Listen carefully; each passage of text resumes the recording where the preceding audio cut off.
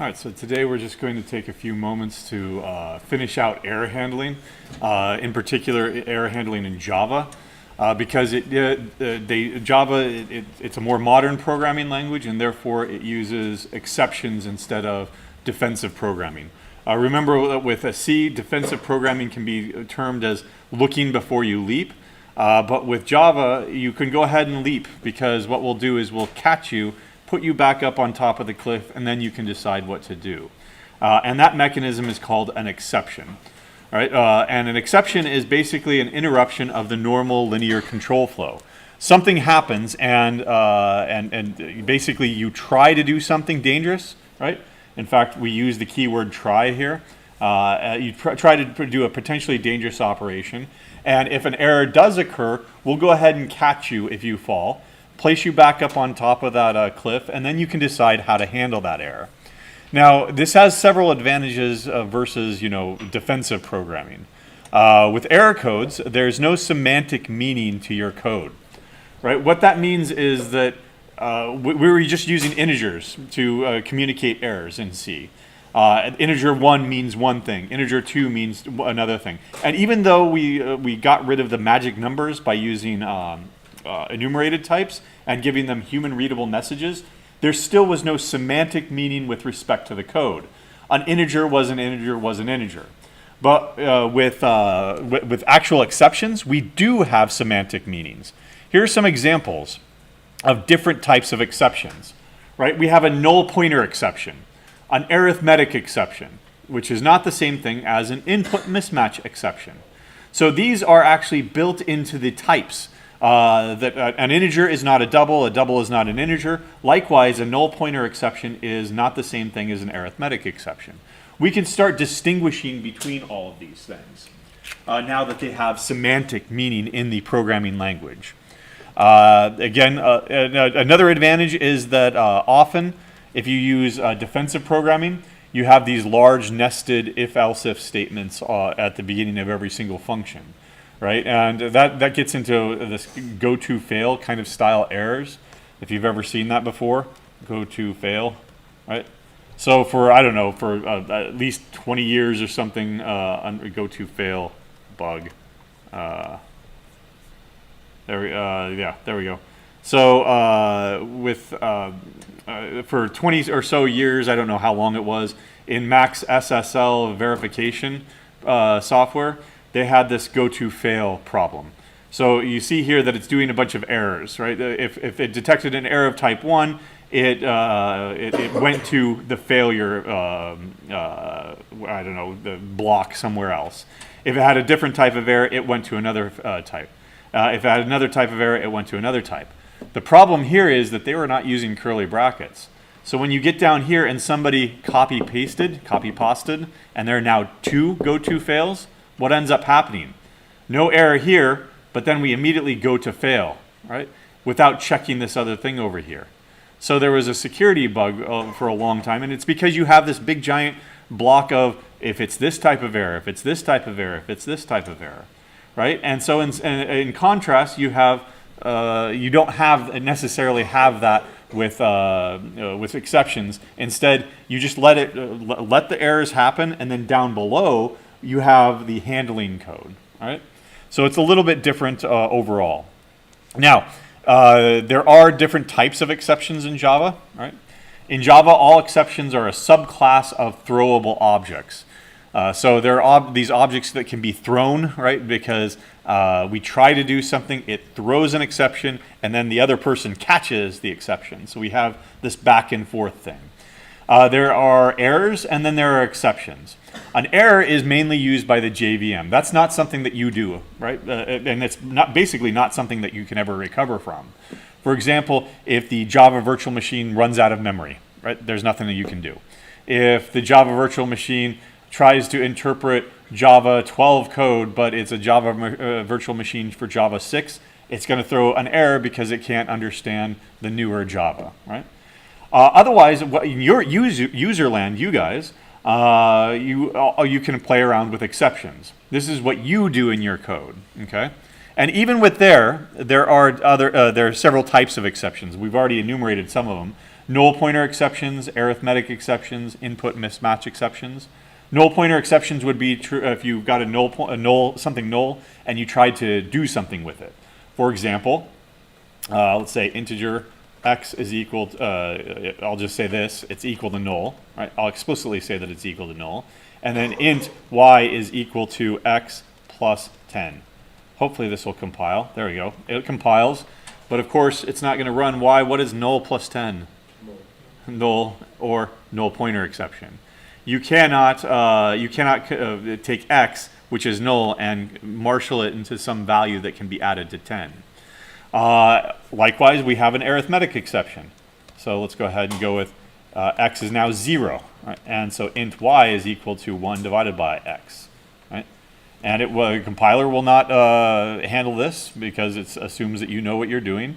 And so when I actually run this, I get an arithmetic exception because I am dividing by 0. These are two different things. Right? But they're both what are called runtime exceptions. They happen in an unchecked manner, right? So I didn't surround this code. We'll look at what a try-catch looks like here in a moment, but I didn't have to surround this with a try-catch, right? What does it look like if I did, right? Let's go ahead and surround this potentially dangerous code with a try statement, right? And we'll catch the exception. What type of exception? That arithmetic exception. Arithmetic exception. And you have to give it a name. And usually because these are just exceptions, you just go with AE for an arithmetic exception. If there were another type of exception like null pointer exception, NPE, right? And what could we do in this case? How could we possibly recover from this? I can't. So what I'll do is instead I'll say system.error.println you tried to divide by 0. You tried to divide by 0. X was 0, ... right? We'll just have a message here. And then we'll move on with the rest of our lives. System.out.println, the rest of the program. Now when I do it like this, it's no longer fatal. I'm not going to get this red stuff here anymore. Actually, I am going to get this red message here, but it'll go on with the remainder of the program, the rest of the program.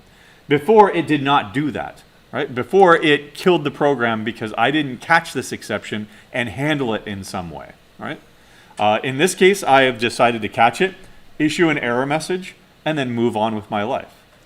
What if it was something different? What if it was that first type?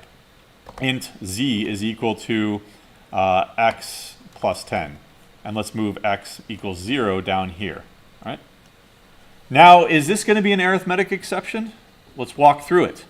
I set x to be null, and then I immediately try to add 10 to it and put that value into y. Is that going to be an arithmetic exception? No.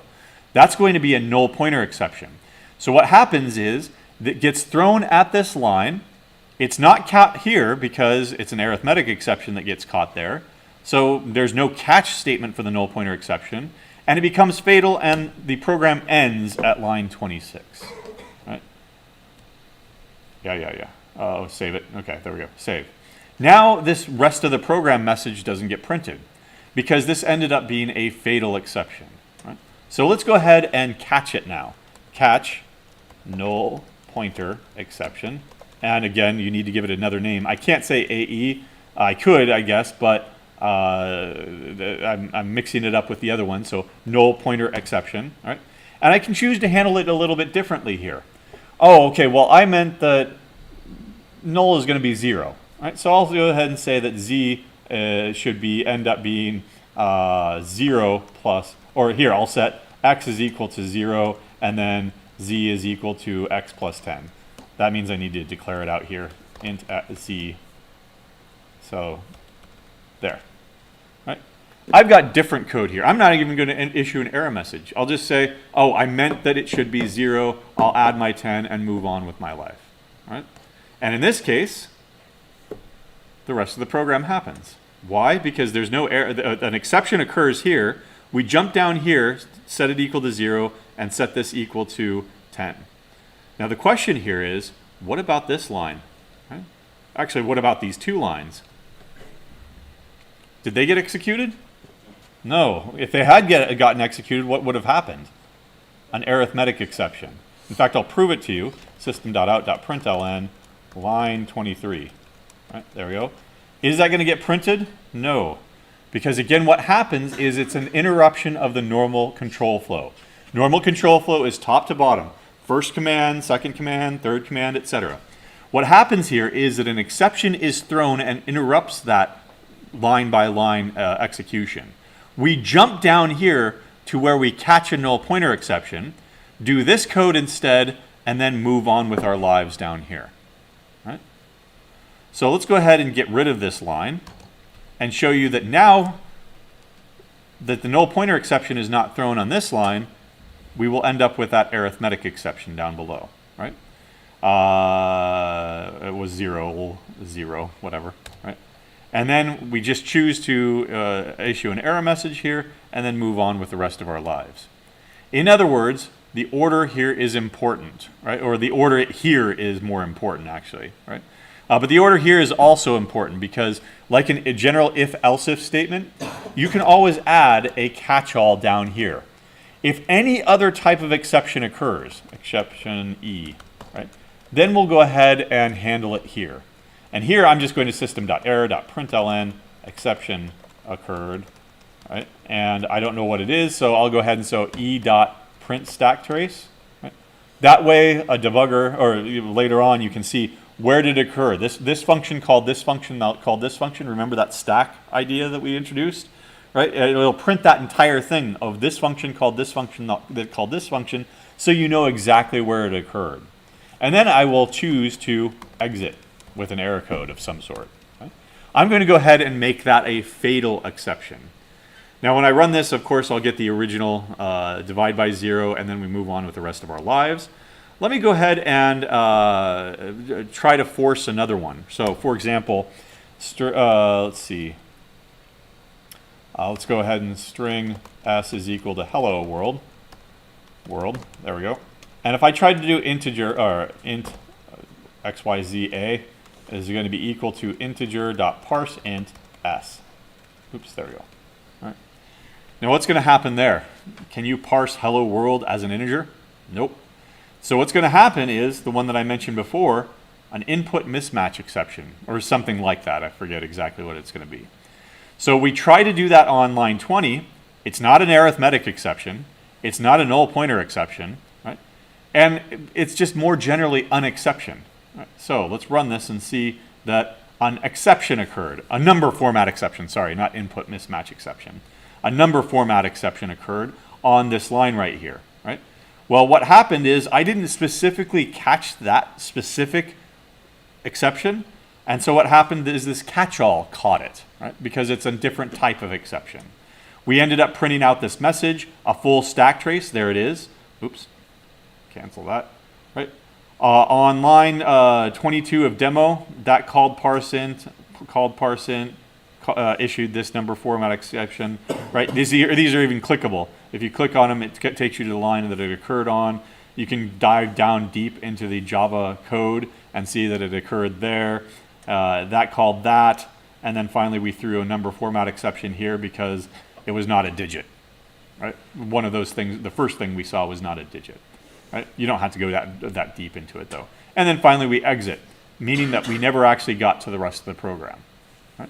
Again, you could catch this particular exception, catch, what is it called? Number format exception, NFE, right?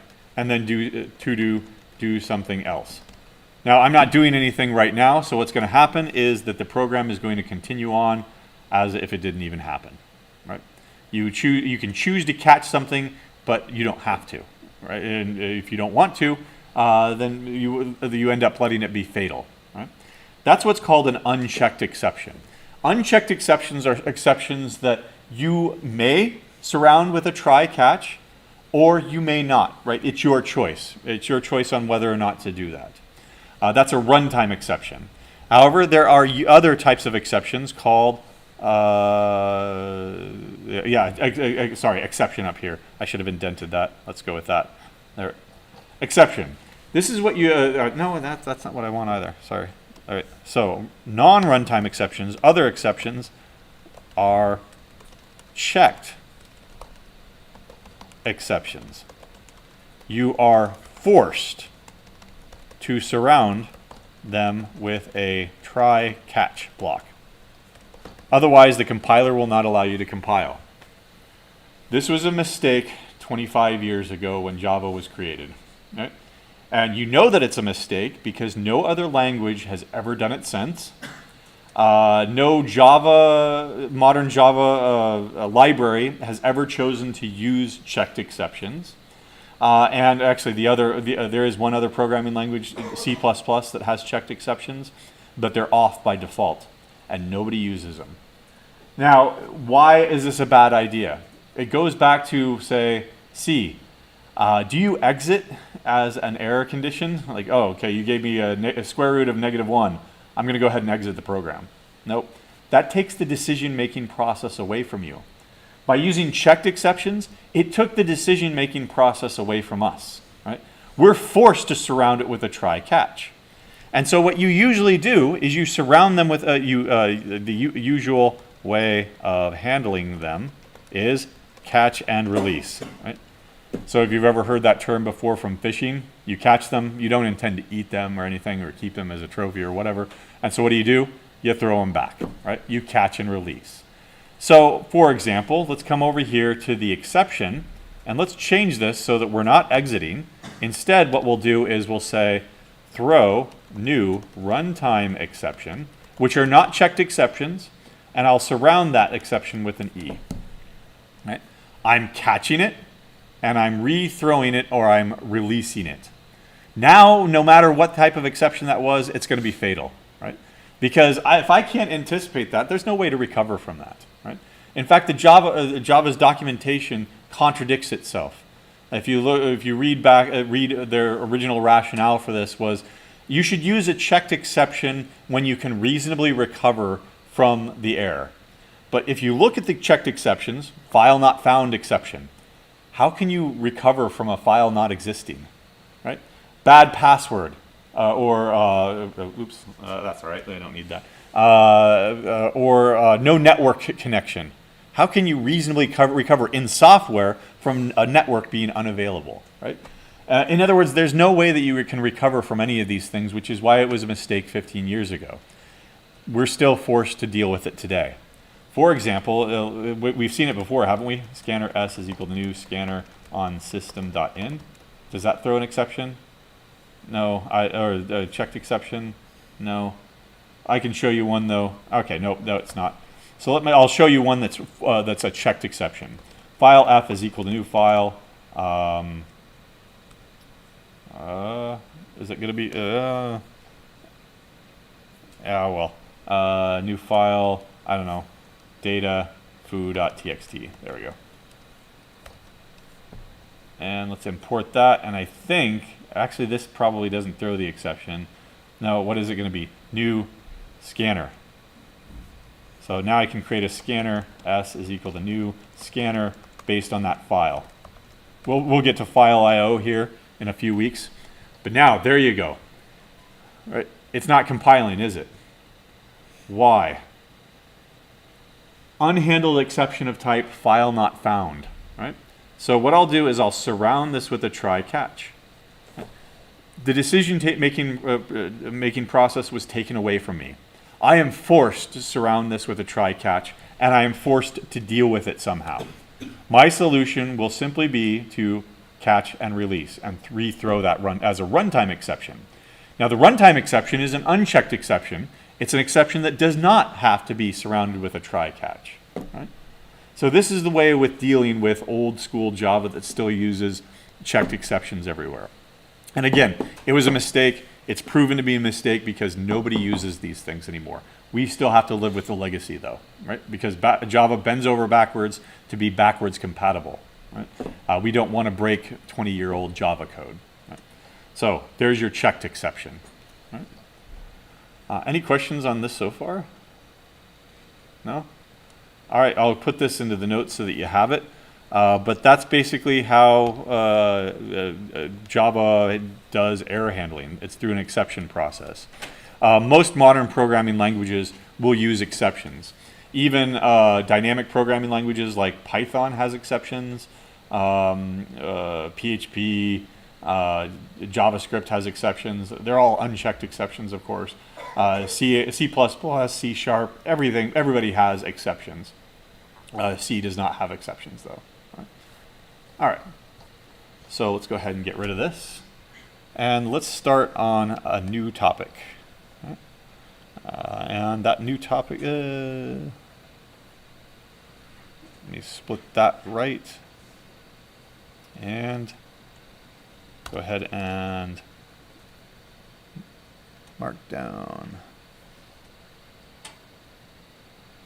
Open it and bring it over here. There we go. So, arrays and collections. Right? You might have seen arrays, especially if you've done some programming before. Of course, you almost never deal with just one piece of data, right? Instead, you deal with multiple pieces of data. Instead, you deal with multiple collections of data, right? Both C and Java support old school arrays. Now, what are arrays? They are collections of similar things, that is, things of the same type, that is, int, double, etc. Right? All stored contiguously. Right? And what do I mean by contiguously? They're all together. Right? Here's the first one, here's the second one, here's the third one. They're all standing in a row. They're in memory. Now, they're not all over the place. The first one could be over there in memory, and the second one could be over there in memory, and the third one could be over there in memory. No, they're all stored together in one big chunk of memory. Right? In general, what you have, arrays have a single identifier, that is, variable name. Right? And you access each individual element, we call them elements, using an index. And we've seen this before, but now we're going to be formally introduced to it. Arrays always start at 0. Right? the 0 index. Right? As I think I said it before, but I was in a seminar and somebody pointed out, no, we always use 0 indexing because we're not barbarians, right? We always start our counting at 0, not like everybody else who starts their counting at 1. We're not barbarians, we're computer scientists. And so we always start out at the 0 index. You use square brackets to access each element. So for example, the first element, is at, say that it's an array called ARR. It's going to be at array sub 0. That 0 is placed after the name of the array and inside of those square brackets. The second is at ARR sub 1, right? Etc. If there are n elements in an array, the last one is at, now be careful because it starts at 0, where is the last one going to be? N minus 1, right? Okay. All right, so that's the basics, right? How do you actually go about creating these arrays? Let's go ahead and start out in C, arrays in C first, okay? We're going to look at something that are called static arrays. And then we're immediately going to see why they suck and then abandon them, right? So static, in this case, here means that it has a fixed size, and they when created, and they are stored on the program's stack. So we've seen the stack before. Stack frame calls stack frame, or function calls function calls function. Stack frame is created upon stack frame upon stack frame, right? So let's just go ahead and get into code mode here. Actually, no, let's go ahead and go over here. Hopefully it's up and running. Yay, okay, there we go. Let's go into code mode here. And let's get rid of everything we were doing before. And let's go ahead and, is this big enough for everybody in the back? I can go one more. All right. So let's go ahead and create an integer array. Integer array that can hold, that holds 10 integers. Right? So int ARR sub 10. All right. What about a double array that can hold 20 doubles? Well, that's going to be, can I use ARR? Nope, that's already been used, so I'll use what comes next. All right, there we go, 20. All right. Once you've got those arrays, you can go ahead and start setting the individual elements. ARR sub 0 is equal to 42. ARR sub, say, 9 is equal to 101. What about ARR sub 10? Yeah, let's set this equal to 1, 2, 3, 4. Right. What's going to happen there? An error? Let's find out. CD lecture, CSC, GCC demo. The warning flags here. Oops, my math. Fine, I'll take that out. There we go. Warning. Okay, well, those are just unused variables, but I am setting them, right? So I'll ignore those warnings for now, right? And let's go ahead and try to execute this. It seems like it worked, right? All right, well, let's go ahead and go into what's called an idiomatic for loop. For int I equals 0. I is less than, oops, I is less than, how big was the array? 10, I plus plus, right? And what we'll do is we'll say printf ARR sub %d is equal to %d and the line. And here I'm going to output the index variable I and the value ARR sub I. Now before we run this, this is what I called an idiomatic for loop here. Why? You start at I is equal to 0, you go up to the size of the array, you go up by 1, right? This is what you always write when you're doing something that is operating on an array. For each element, starting at the first one, right? This is going to be basically your go-to for loop that's going to be just popped out of your head every single time you process an array. Right? For that reason, you might want to put the size into another variable, right? There's the size of ARR, right? So that I don't have to write 10 here, I can go ahead and replace that with a variable, right? All right, let's see if this works. So before I do this, though, predict. What values is it going to print out? I've set the first one to 42. That should work. I've set the last one to 101. We'll worry about this here in a second. What about those other values, 1 through 8? Zeros? Ah. Yeah, remember, if you create a variable, int x, what value does x have at line 13 in C? Whatever. Dead beef, 0. 99% of the time it'll probably be 0. Dead beef, whatever.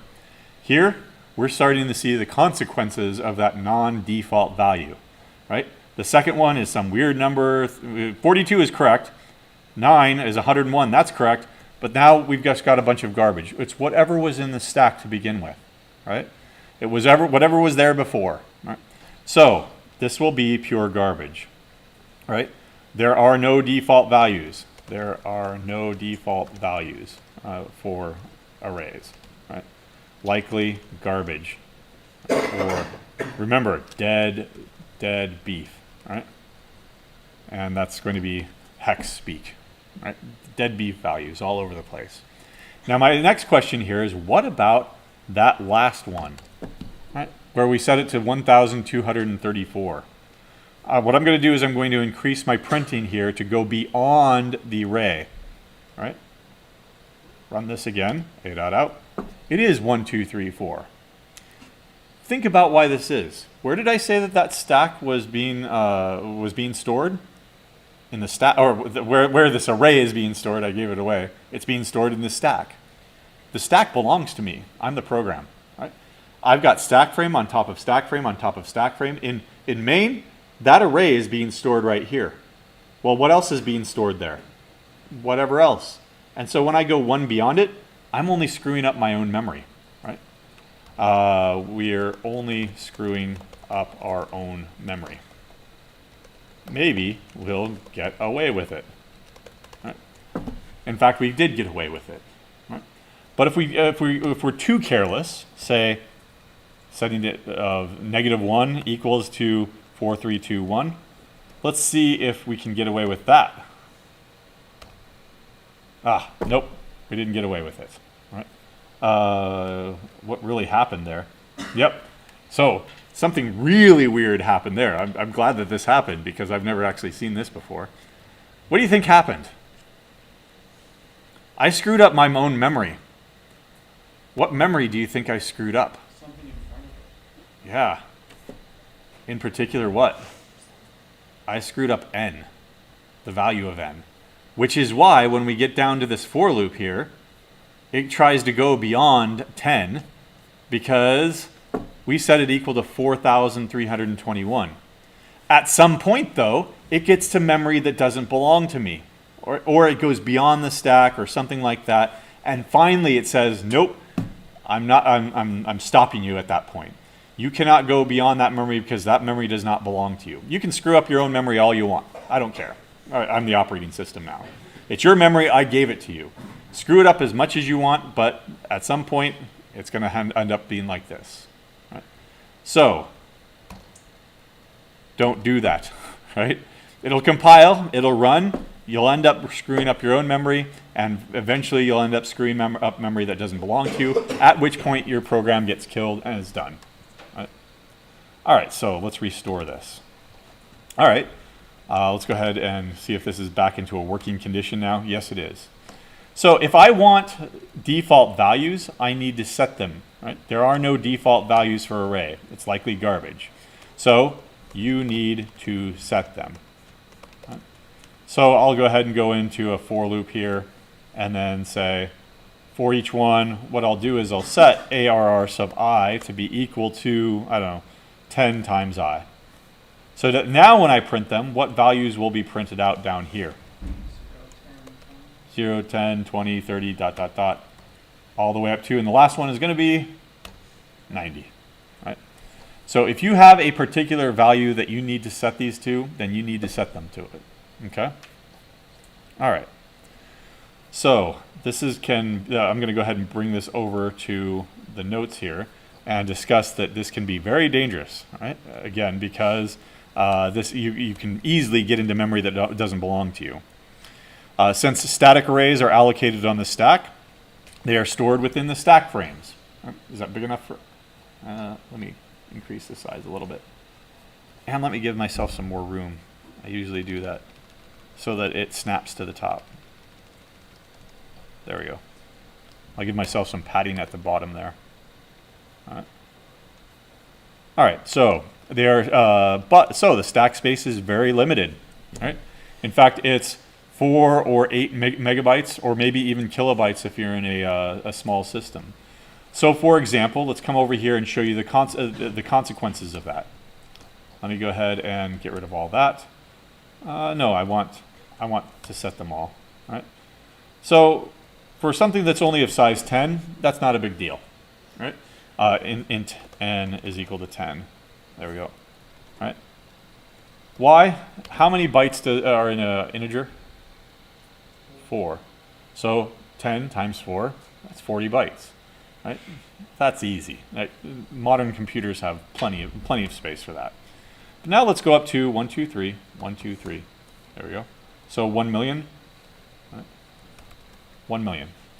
Now tell me, how big is that? 4 times 1 million is going to be 40 million. 40 million bytes is slightly less than 40 megabytes. Right? Right? I did my math there, right? No. 4 megabytes. There we go. I knew that was wrong. It sounded wrong. All right, so let's go ahead and see if this works. It will. Trust me. I don't want to go all the way to 1 million here. But now let's go up to, I don't know, 10 million? That's the one I was thinking about. 4 times 10 million is 40 million. That's slightly less than 40 megabytes. Okay? Let's see if this works now. Segmentation fault immediately. Right? Now, is my computer just that small? I don't have enough memory for 40 megabytes? No. Right? What's happening here is that your stack is limited. Right? I'm trying to fit 40 megabytes into this first stack frame.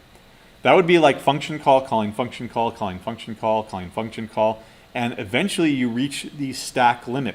If you stack enough dishes on top of each other, it doesn't matter how stable it is, it's going to what? Wobble and fall. Right? It's a finite space here because it needs to be efficient. And so you only have about 8 megabytes here. Consequently, what happens when you fill up the 8 megabytes and then you add one more thing, that one more dish on the top? It overflows. Right? Yeah? Isn't there a thing for like memory leak related to this? We'll talk about memory leaks. So that's a little bit different. This is a stack overflow. Hey, that sounds familiar. Where have you heard Stack Overflow before? That's the website, right? Has anybody ever heard of Slashdot? There's another website, it was bought out many, many years ago, and it's garbage now. But it was called Slashdot, and it was tech news. It was the place to go for tech news, and it's because /, what's the opposite of that? /, right? And so that's where that name came from, right? So where do we get the idea of, or where does Stack Overflow, the website, get their name from? From this phenomenon here. You're trying to fill up the stack, it overflows, and you run out of memory. There is a command that you can find out the stack space here. Unix command stack space limit. I think it's ulimit? Yeah, there, ulimit. There we go. Come on. Ulimit A. Ignore that. All right, there we go. So there it is, stack size, 8192. And that's kilobytes. So what would that translate to? 8 megabytes, right? Or 8,000 kilobytes is 8 megabytes. Message open files. You can have 1 million open files, right? No more than that, and change, right? Max locked memory there, core file size, unlimited, et cetera, et cetera. So here are all the limits on this particular system. Pipe sizes, otherwise CPU time is unlimited. If I went over to one of our servers downstairs and asked what my limit is, it would have a limit there, like, 10 minutes or something. Because there, hundreds of people are using it. What if you ran a program that grabbed all of the cores and ran 24/7 for 7 weeks because you were doing Bitcoin mining or something? Nope, they're going to not allow that. You can mine Bitcoin here. It's not going to be very efficient, and I think that they will kick you out if they see that you're using too much. This is why we're using the CS50 IDE, by the way, because if you just go to GitHub and start using their code spaces, you are limited to 20 hours a month, right? And then you start paying, right? And this is why we're standing on the coattails of Harvard, right? Because they don't have any limits on this, right? But of course, we've got limitations here. No matter what, we're going to have limitations on our stack. It's very small. It could be 4 megabytes, 8 megabytes, or even kilobytes if you're in an embedded system, right? So you cannot fit even small arrays on the stack. And I would say that 10 million integers, that's small by today's standard. That's nothing, right? How do we do this in Java? Good news is Java does not even support static arrays. They're not possible. You've seen, if you've done Java before, you've seen arrays. It's just that you've never seen static arrays. You can have arrays. How do I do arrays in Java for those with some Java background? Int, ARR sub. Can I do this like I did in C? Nope. It's not going to let you do something like that. Instead, it's blank, and then you use this keyword called new to create a new integer array of size 10. Right? That new is allocating memory on something else entirely called the heap. Right? And that's what we're going to look at next here. Right? The heap is much larger. The heap is only limited by the amount of virtual memory that you have on your computer, which is much, much larger than the actual physical memory that you have on your computer. I have no idea how much. I think I've got maybe 8 gigs of main memory on my Mac here. Is that right? Yeah, that Sounds about right. Of course, you can buy DIMMs now that are 32, 64 gigs. Can you? Like 1,000. Don't even bother with a Mac because they're going to be 10 times more expensive than regular DIMMs. But you could buy 128 gig DIMM for 300. What's the going rate right now? depends on how fast it's supposed to be. Let's just go to Newegg. DDR5? All right. DDR5 has like 16 gigabytes. 100. Can I go 128? Maybe. 350. Yeah. I don't know if you'd trust Kingston or not, but I'd probably go with your Corsair. I don't know. I'd probably go with something more tried and true. But there, that's 4. Oh, okay, so there's 4 of them, or 432. oh, okay. Yeah. So they only go up to 32. Okay. Well, whatever it is, the point is that memory is cheap, right? So we should be able to fit a lot more, and we can if we use what are called dynamic arrays. And I just showed that to you in Java. Let's go back over, however, to C. Right? Dynamic arrays are allocated not on the stack, but on the heap. So what is the heap? It's much larger. It's only limited by the amount of physical memory and virtual memory that you have on your computer. However, it is less organized and therefore less efficient, right, in some ways. I mean, it's still the same memory. So, I mean, DDR5, DDR4, whatever, right? It's still going to run at the same amount. It's just that the way that software manipulates that memory, there's more overhead to it, right? In C, you allocate memory on the heap by asking the operating system. You say, operating system, I need 10 million integers. I need to store 10 million integers. I need you to give me the amount of memory that it would take to store that many integers. And it says, okay, here you go. Here's that memory, right? So suppose that we want to store 10 million integers. We would ask for how much? 40 million bytes. because each integer takes 4 bytes.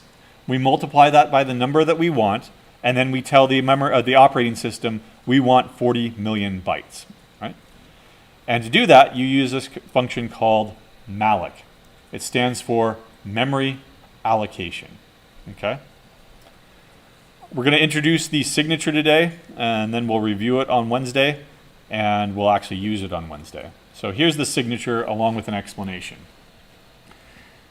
Void star, it returns something new, right? We've talked about pointers. Maybe we should do a review of pointers or not, but this is a different type of pointer here. It's not an integer pointer. It's not a double pointer. It's what's called a generic void pointer, right? You give it one input here, n. That's not the number of elements that you want, not 10 million, but it would be the number of elements that you want times the number of bytes that you want. So it would be, that's why it's called size t here. That's the number of bytes, okay?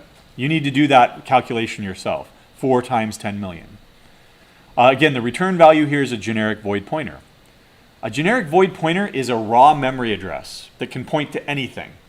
It can point to an array of integers, it can point to an array of doubles, it can point to an array of characters, right? It doesn't matter. You're asking for raw bytes. I want 10 million bytes because I want to hold 10 million characters. I want 40 million bytes because I want to hold 10 million integers. I want 80 million bytes because I want to store 10 million doubles. Each one takes a different size.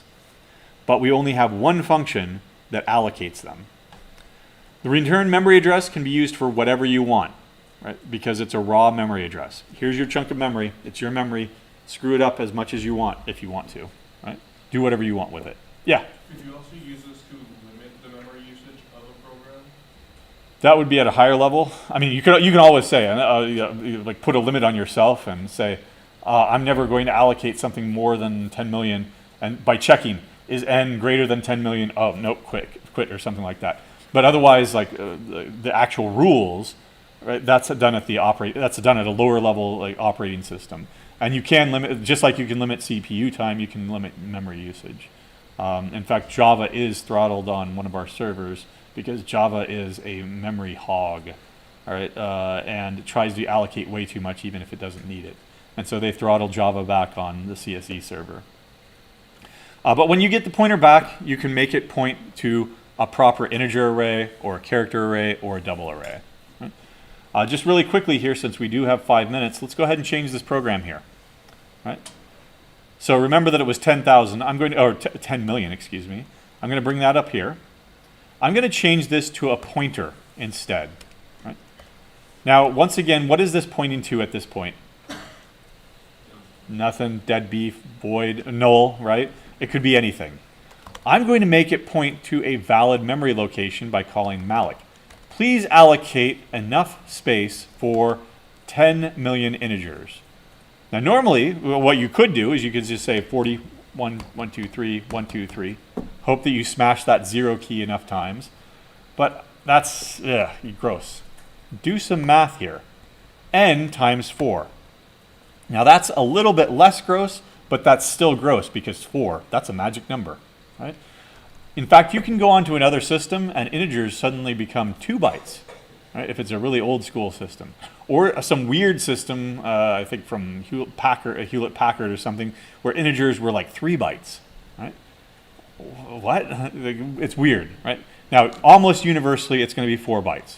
But still, to save yourself from those 1% where it's not going to be 4 bytes, you use size of int. Right? That is a macro that tells you that on this system, an integer takes this many bytes. Usually it's 4, right? 99.999% of the time it's going to be 4, but it's much better to write it like that. Now, what I'm going to do with that returned pointer is I'm going to force it to become an integer pointer. Right? We've seen this before. When I've got an integer, int x equals 10, and I'm going to go int y is equal to 1 divided by x, right? That's not going to work. Well, here, I guess double. Right? I need to put double in front of this, double, spell it correctly, to force x to become a double. Likewise, I am forcing that void pointer that can point to anything and I'm forcing it to point to integers so that it knows that each one of these integers takes 4 bytes. Here's the first 4 bytes, the next 4 bytes, the next 4 bytes, the next 4 bytes. Now this will work. GCC, run it, and you can have your 10 million integers if you want. All right. Yeah, I'm not going to sit here and wait for it. Instead, we'll pick it up there on Wednesday. I'll let it run till Wednesday. It's not going to take that long. Yeah, we're almost there, aren't we? No, we're at 4. We're almost to 1 million. So that'll take a couple minutes.